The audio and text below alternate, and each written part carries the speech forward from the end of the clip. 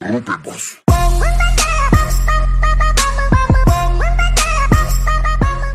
Back to my YouTube channel Vector Space Academy. इसके previously हम लोग ने एचएससी बोर्ड का मैथ्स पार्ट 1 स्टार्ट किया था, चैप्टर नंबर 1 मैथमेटिकल लॉजिक, जिसमें हम लोग ने इंट्रोडक्शन और एक्सरसाइज 1.1 किया था। नाउ अभी एक्सरसाइज 1.2 पढ़ने से पहले ना उसके अंदर कुछ बेसिक कंसेप्ट है जो हमको समझ में आना चाहिए, जो मैंने मेंशन किया यहाँ पर चेक करो। First one is statement pattern, second one is logical equivalence and third one जो तीनों आता है एक साथ, tautology, contradiction and contingency. Again tautology, contradiction and contingency, ये हम लोग पहले आइडेंटिफाई करते हैं कि ये है क्या। तो फर्स्ट वन स्टार्ट करते हैं, स्टेटमेंट पैटर्न। देखो ये होता क्या है, इसको समझने के लिए ना हम लोग एग्जांपल लेते हैं। सपोज मैंने बोला कि 3 + 4i इज कॉम्प्लेक्स नंबर। देखो यहाँ पर इमेजिनरी नंबर है विच मीन्स ये कॉम्प्लेक्स नंबर है। ओके, अब मुझे इसको रिप्रेजेंट करना हो, इसको सिंबॉलिक फॉर्म में लिखना हो, कैसे लिखेंगे? लेटर से डिनोट करेंगे। ये स्टेटमेंट है तो इसको हम लोग स्टेटमेंट को लेटर से डिनोट करेंगे। मैंने लिखा let p = 3 + 4i is a complex number. अभी जो लेटर p है इसको हमने किससे रिप्रेजेंट किया है? स्टेटमेंट से।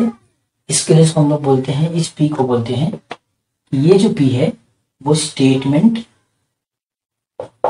लेटर है। ठीक है, स्टेटमेंट लेटर है इसमें।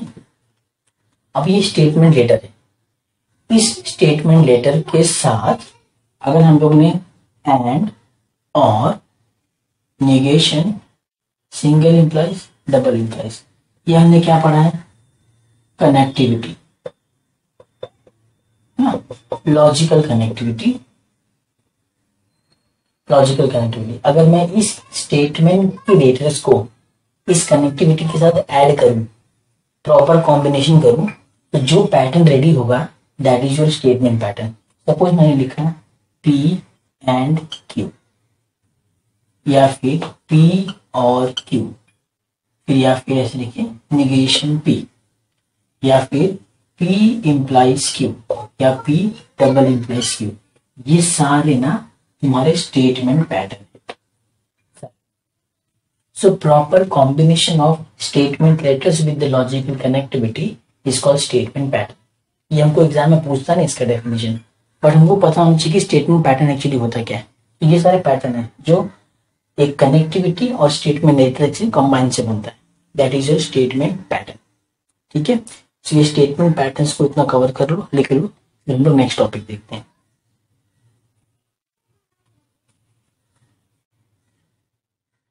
Okay, so the next topic is logical equivalence. अभी ये क्या होता है यहाँ पे चेक करो।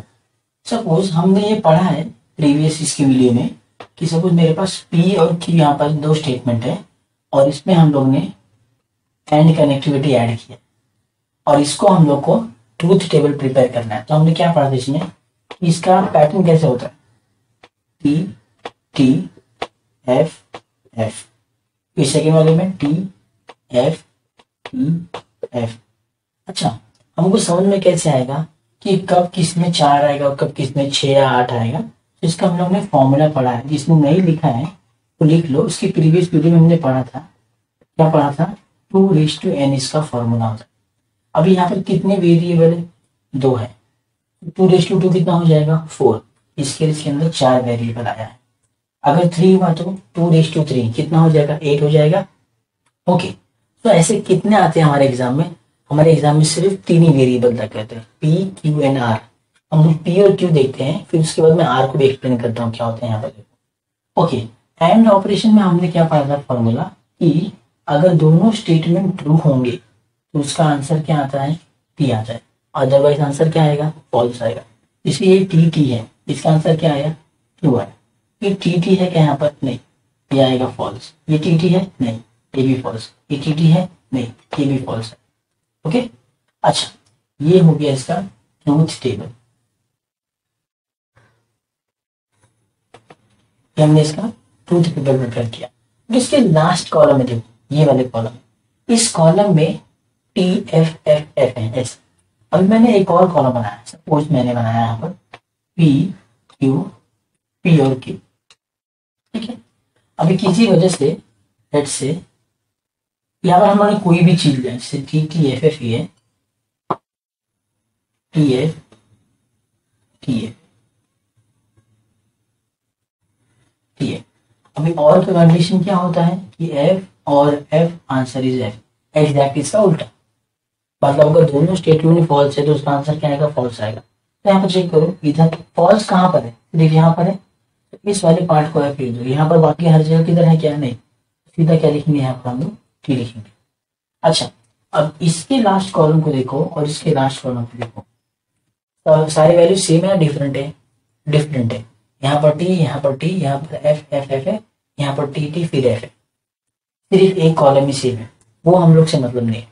यहाँ पर पूरा वैल्यू सेम है क्या, नहीं। तो लॉजिकल इक्विवेलेंस क्या होता है, अगर जब हम लोग सॉल्व करेंगे एक्सरसाइज 1.2 में, अगर इसका लास्ट कॉलम और इसका लास्ट कॉलम सेम होता है तो हम लोग बोलेंगे ये जो है ए, सपोज इसको हमने पूरा कंसीडर किया ए एक पैटर्न, और इसको हम लोग कंसीडर किया पूरा पैटर्न बी है, तो ये जो ए है वो बी के इक्विवेलेंस होगा। कब, जब ये दोनों का वैल्यू क्या हो जाएगा, सेम हो जाएगा। तो जब ये दोनों का वैल्यू डिफरेंट रहेगा तो ये इक्विवेलेंस नहीं रहेगा।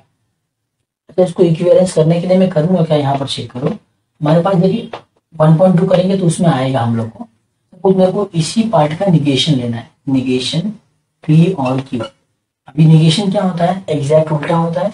ये टी का क्या हो जाएगा, एफ, ये हो जाएगा एफ, ये हो जाएगा एफ, ये क्या हो जाएगा, टी होता है। तो ये क्या हो गया यहाँ पर एफ एफ टी, यहाँ पर देखो एफ एफ एफ ऊपर टी है यहाँ पर। तो मतलब कुछ ना कुछ तो हम लोग करेंगे कि इसका आंसर अगर तो दोनों का मैच होगा ना तो हमारा इक्विवेलेंस होगा। इतना याद रखो, जब भी दो लास्ट के कॉलम सेम होते हैं तो वो इक्विवेलेंस होता है, अदरवाइज वो इक्विवेलेंस नहीं होगा। ट्रूथ टेबल में और कहीं में नहीं देखना है, अगर टेबल में दोनों वैल्यू इक्वल है तो वो इक्विवेलेंस है, अदरवाइज वो नहीं है। इक्विवेलेंस के लिए हम लोग क्या लिखेंगे, वो मैं लिख देता हूँ यहाँ पर,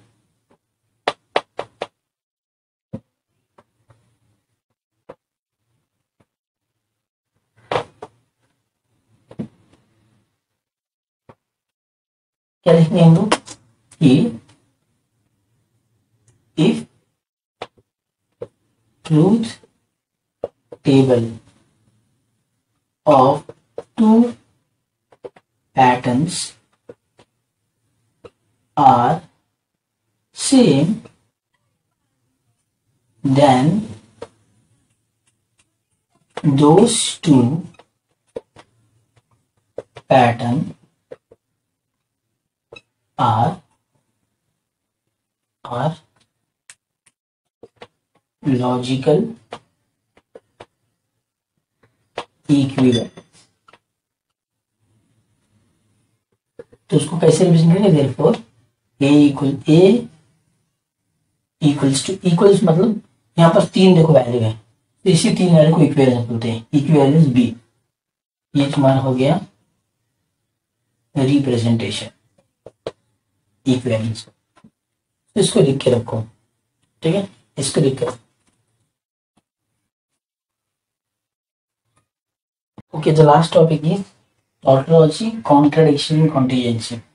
इसको समझने के लिए ना हम लोग को एक एग्जांपल का यूज करना पड़ेगा जो मैंने यहाँ पर मेंशन किया है। इस एग्जांपल से हमको पूरा क्लियर हो जाएगा कि कब किसको टॉटोलॉजी, कॉन्ट्राडिक्शन और कॉन्टिजेंसी बोलते हैं। सपोज यहाँ पर देखो, ये मैंने सॉल्व किया है। अब ये सॉल्व करने के बाद जो लास्ट का कॉलम है इसमें सारे ट्रूथ वैल्यूज क्या क्या आए हैं, फॉल्स आए हैं, और क्या है, एक एफ है, बाकी सारे तीन क्या है, टी है। अब ये टॉटोलॉजी होता क्या है, if all truth value is T, जब सारे ट्रूथ वैल्यू क्या होंगे हमारे, अगर सारे ट्रूथ वैल्यू टी होंगे सारे value in the last column, then it is tautology. तब हम लोग बोलेंगे ये पूरा पैटर्न टॉटोलॉजी होगा जब इसका लास्ट कॉलम में सारे वैल्यू क्या आएंगे, टी आएंगे। तो कॉन्ट्रडिक्शन क्या होता है, अगर सारा ट्रूथ वैल्यू क्या आएगा, एफ आएगा, तो क्या रहेगा वो कॉन्ट्रडिक्शन। तो व्हाट इज कॉन्टिजेंसी, कॉन्टिजेंसी में कॉम्बिनेशन रहेगा, combination of T and F, जैसे ये इसमें एफ और टी मिक्स है ना लास्ट कॉलम में, तो इसको हम लोग बोलेंगे कि ये कॉन्टिजेंसी है।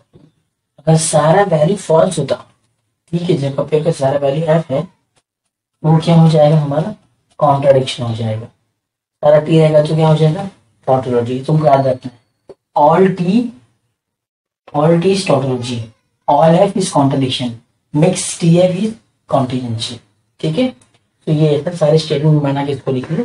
फिर हम लोग इसके बाद ना कि पी और क्यू जो पैटर्न है बनाते कैसे हैं टेबल को, वो पढ़ेंगे उसके बाद। जल्दी कॉपी।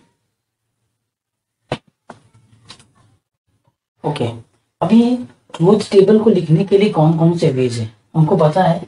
अगर यहाँ पर फॉर्मूला होता है 2:n, ये फॉर्मूला है हमारा। अगर दो वेरिएबल है हमारे पास, दो वेरिएबल है, सो ये क्या हो जाएगा 2:2 विच इज इक्वल टू 4। तो 4 ट्रूथ वैल्यूज आएंगे उसके।